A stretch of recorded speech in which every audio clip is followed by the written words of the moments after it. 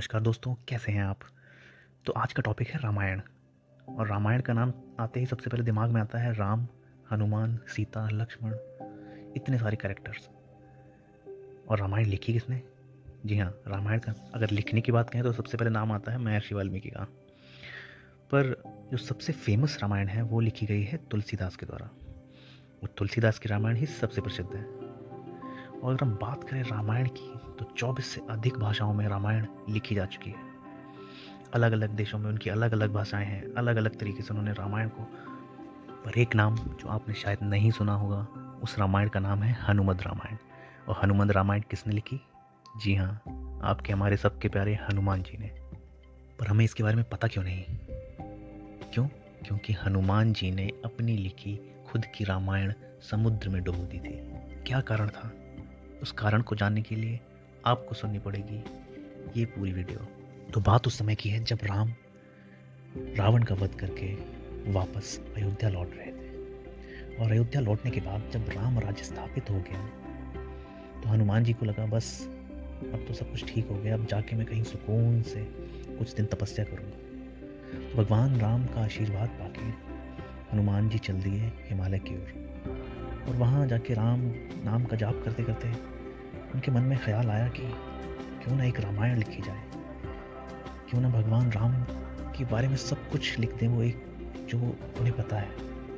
उन्होंने एक शिलालेख लिया और उसमें पूरी कथा जो राम भगवान के बारे में जानते थे उन्होंने अपने नाखूनों से उकेर दी। पर उसी समय कोई और भी था जो भगवान राम से बहुत प्रेम करता था। उनकी जीवन शैली, उनके जीवन में क्या क्या हुआ, उन सब बातों से बहुत प्रभावित था। और वो थे महर्षि वाल्मीकि। उनके मन में भी ख्याल आया कि क्यों ना भगवान राम के बारे में कुछ लिखा जाए, जिसे भविष्य में सारा देश, सारा संसार उससे कुछ ज्ञान प्राप्त कर सके, उससे कुछ सीख सके। तो यही सब सोचकर महर्षि वाल्मीकि ने भी एक रामायण लिख दी। अब कथा तो लिख दी, अब सुनाए किसे? सुनाने के लिए कोई ऐसा होना चाहिए जिसे सब कुछ पता हो भगवान श्री राम के बारे में, जो उनकी गलतियां बता सके, बुद्धिमान हो, दिमाग से सोच के एक एक शब्द जो उन्होंने लिखा है उसको बता पाए कि वो कैसे लिखा है। फिर उनके दिमाग में ख्याल आया हनुमान जी का। तो उन्होंने सोचा चलिए चलते हैं हनुमान जी को ही सुनाते हैं ये कथा। तो हनुमान जी को ढूंढते ढूंढते वो पहुंच गए हिमालय पर्वत और सुना डाली उन्होंने ये रचना हनुमान जी को।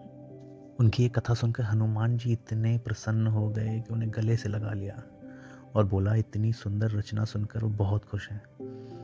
और उन्हें वचन दिया कि जब जब इस संसार में कहीं रामायण होगी तब तब वो वहाँ मौजूद होंगे।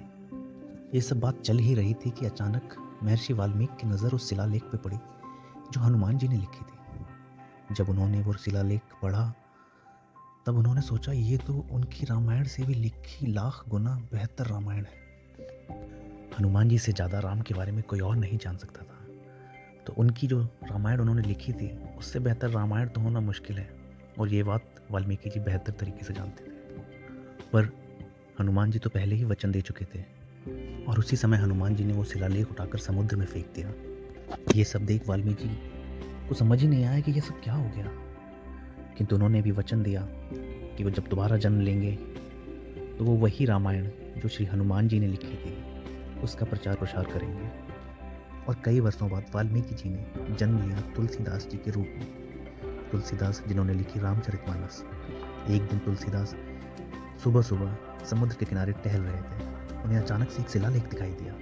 वो शिलालेख उठाकर उन्होंने जैसे ही पढ़ा उन्हें उस शिलालेख और अपने पूर्व जन्म के बारे में सब कुछ याद आ गया।